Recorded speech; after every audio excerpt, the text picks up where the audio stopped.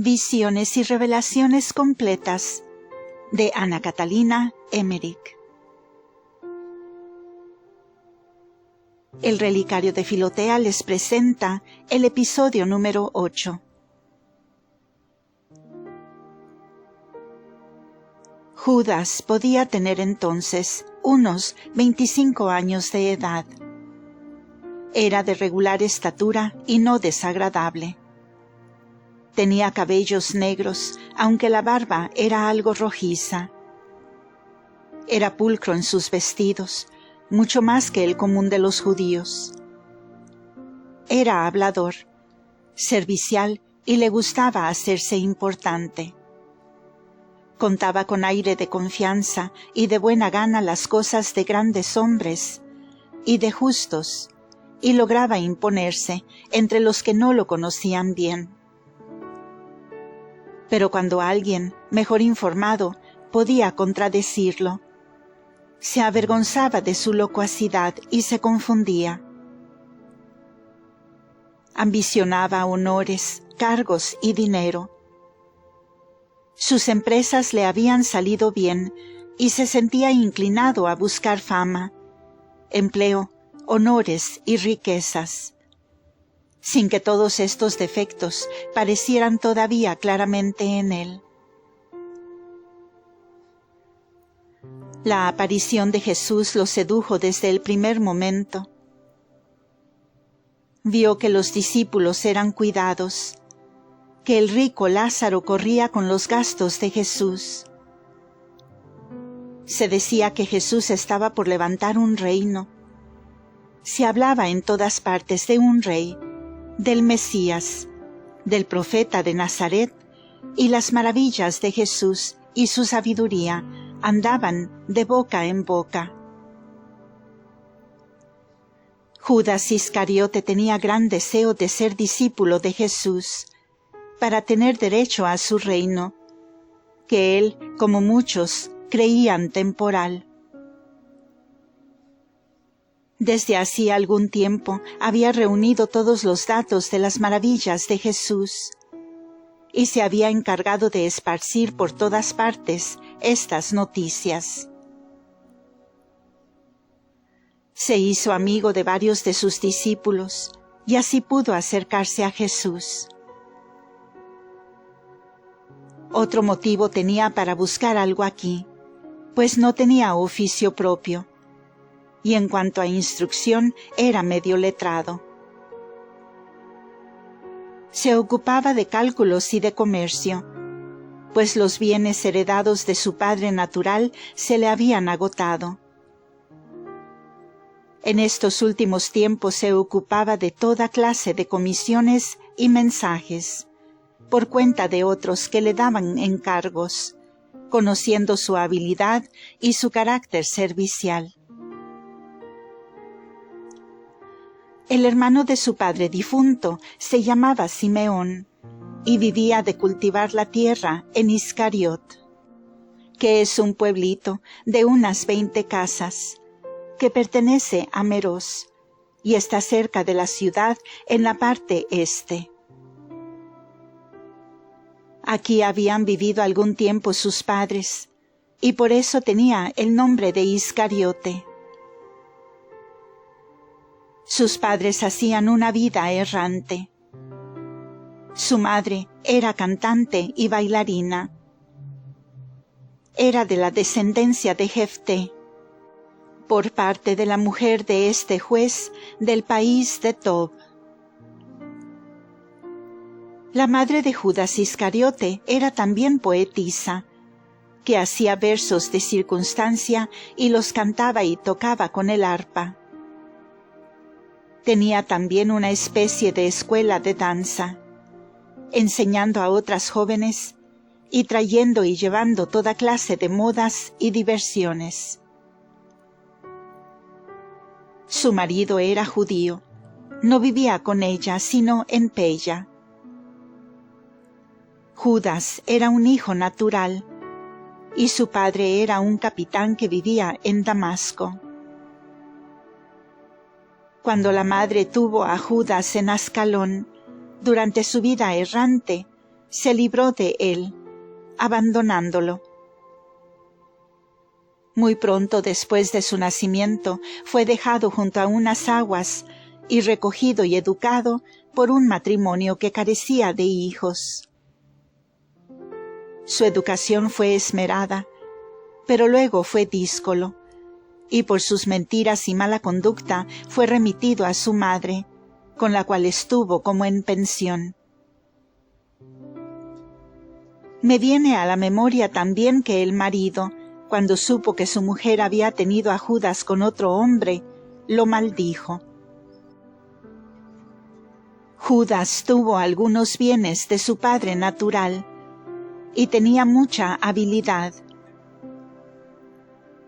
Después de la muerte de sus padres vivió principalmente en Iscariot con su tío Simeón, que era curtidor y se ofrecía para corredor de varios negocios. No era hasta el presente un mal hombre, pero sí hablador, ambicioso de honor y de riquezas, y sin firmeza de carácter. No era tampoco licencioso y sin religión. Por el contrario, era observante de todos los usos judaicos. Se me presenta como un hombre con disposiciones para ser muy bueno, como también para las mayores maldades. A pesar de todas sus cualidades, de habilidad, de carácter servicial y disposición para hacer favores, tenía una expresión de dureza, de tristeza y de oscuridad en su rostro, que le venía de su ambición, de su avidez y de una oculta envidia que lo devoraba y se extendía hasta las virtudes de los demás. No era del todo feo, tenía algo de amabilidad y de adulación antipática, y de bajeza de ánimo en sí mismo. Su padre natural tenía algo de bueno, que pasó a Judas por herencia natural. Cuando más tarde volvió con su madre y ésta tuvo un altercado con su marido por causa de él, la madre maldijo a Judas también. Ella, como él, eran juglares ambulantes. Ejercían toda clase de artificios y pruebas, y a veces tenían bienes, como de pronto se encontraban en la miseria. Por lo demás, los discípulos se llevaban bien con Judas Iscariote, en un principio, por causa de su carácter servicial, que se extendía hasta a limpiar los zapatos. Podía correr con mucha ligereza y hacía muchas correrías en favor de la comunidad. No he visto nunca que hiciese algún milagro. Estaba siempre lleno de ambición, de envidia, y hacia el final de la vida de Jesús estaba del todo aburrido de andar en vano, de obedecer y de todo lo que se refería a Jesús, que no podía comprender.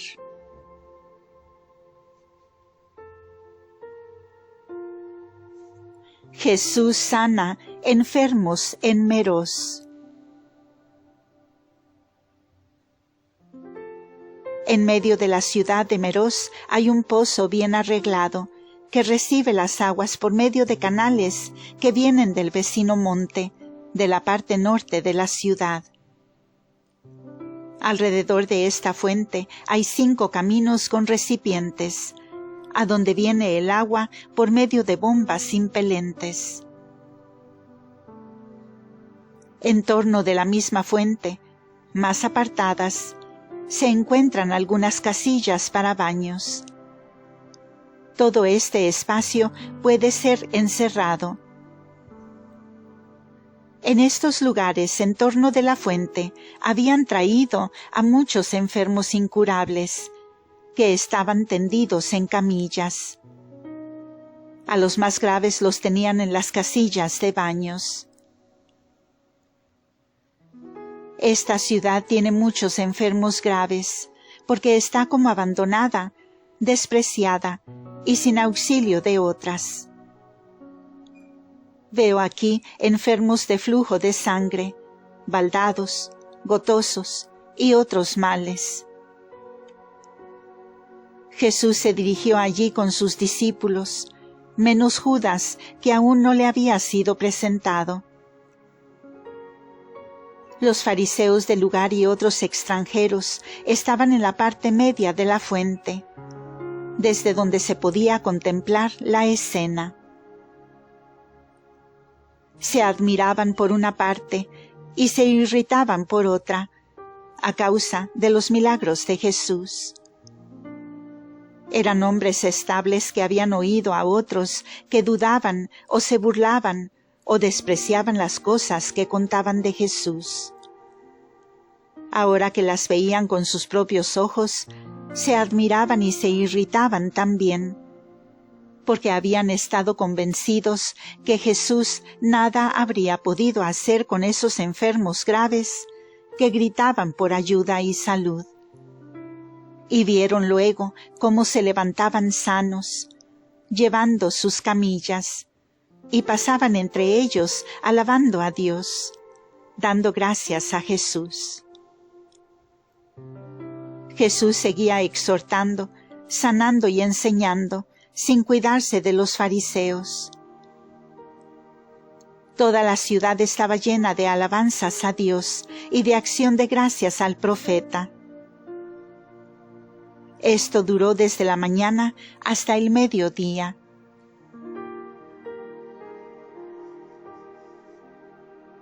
Después volvió Jesús a salir con sus discípulos por la parte oriental de la ciudad y se dirigió a su albergue. En el camino le salieron al paso algunos endemoniados furiosos que habían soltado de su encierro. Gritaban y se agitaban. Jesús les mandó callar, y ellos enmudecieron al punto, acudiendo muy humildes a echarse a sus pies. Los sanó y les mandó que fueran a purificarse. Desde el albergue se fue a la casa donde estaban sus discípulos, cerca de los leprosos, en lugar bastante apartado de la ciudad. Entró en sus casas, los llamaba afuera, los tocaba y los sanaba y les mandaba presentarse ante los sacerdotes para las acostumbradas purificaciones. A los discípulos no los había dejado entrar en las casas, sino que los envió a un lugar donde pensaba dar una enseñanza a los leprosos curados.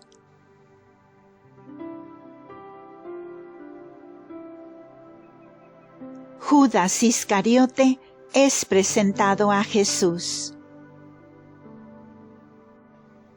En este camino se llegó Judas a los demás discípulos.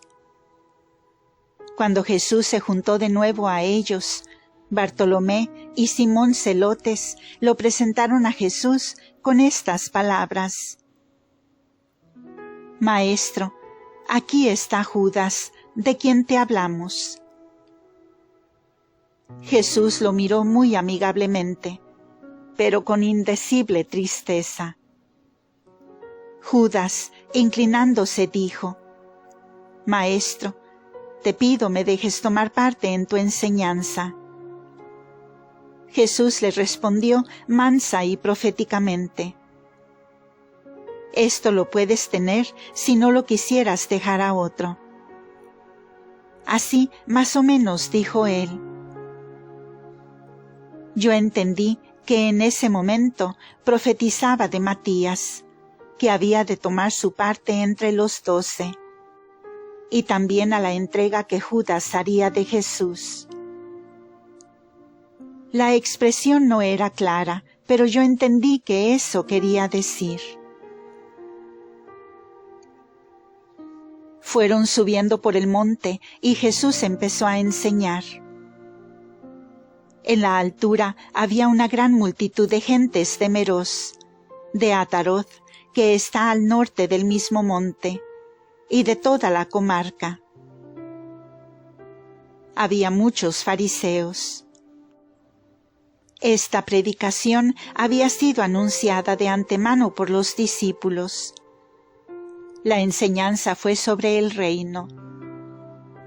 Habló con severidad de la necesidad de la penitencia y del abandono de este pueblo, exhortándolo a que se moviese y reprendiendo su pereza. No había arriba sitial de enseñanza. Jesús se colocó sobre una colinita. En derredor había ruinas de murallas en círculo, sobre las cuales se habían acomodado los oyentes. De aquí se contempla un hermoso paisaje, hasta la lejanía. Se ve Samaria, Meroz, Tebes, Mishmetat y toda la comarca en torno. Por el monte Garizim no se ven sino sus altas torres. Por el sur se ve hasta el mar Muerto. Por el este, a través del Jordán, hacia Gilead. Al norte el Tabor, y a través del valle hasta Cafarnaúm. Cuando se hizo de noche, dijo Jesús que deseaba enseñar de nuevo al día siguiente. Mucha gente durmió bajo tiendas, porque estaba muy lejos de sus casas. Jesús volvió con sus discípulos al albergue de Meroz, y durante el camino enseñó mucho sobre el modo de utilizar el tiempo, de la espera larga de la salud y redención, de su proximidad, del abandono de las cosas propias, de su seguimiento y del cuidado de los necesitados.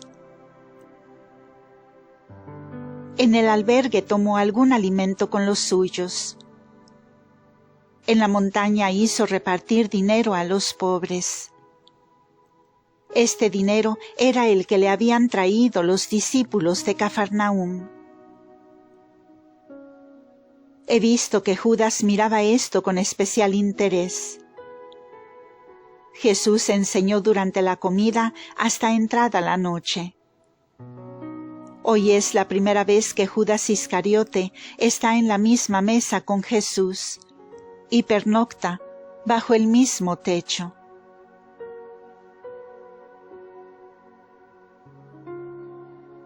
Enseñanza de Jesús en el monte de Meroz.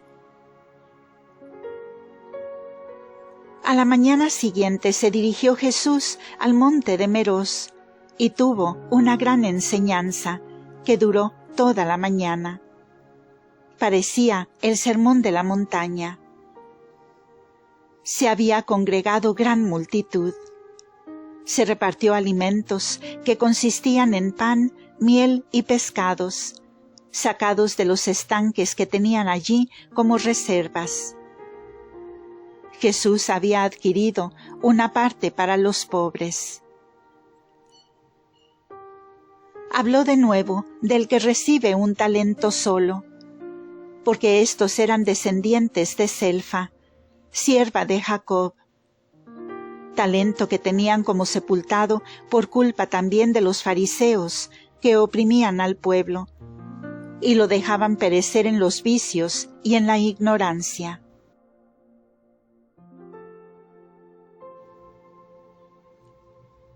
Había aquí algunos samaritanos convertidos, y Jesús reprochaba a los fariseos porque no habían desde tiempo atrás convertido a esas gentes. Solo los despreciaban sin querer mejorarlos. Los fariseos empezaron entonces a disputar con Jesús y a irritarse, y le decían que él dejaba demasiada libertad a sus discípulos, que no eran bastante severos en los ayunos, purificaciones, observancia del sábado, apartamiento de los publicanos y de las sectas, y que no vivían al modo de los hijos de los profetas, y discípulos de los sabios y escribas.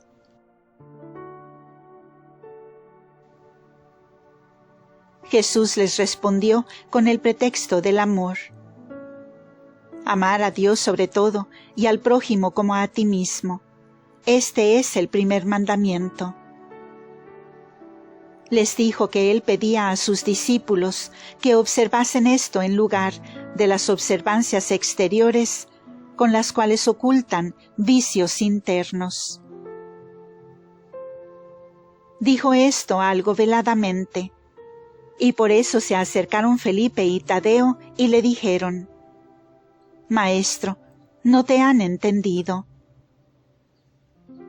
Jesús lo declaró nuevamente y les repitió que lamentaba que hubiesen dejado al pueblo pobre, ignorante y pecador, perderse en observancias inútiles, añadiendo que los que tal hacen no tendrán parte en su reino.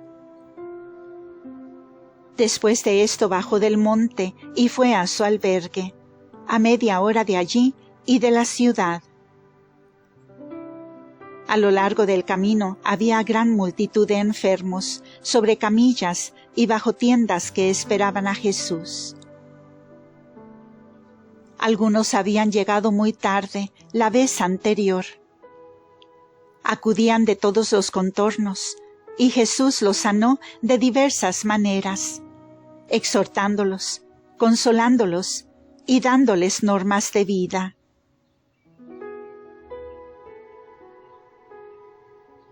Continuará.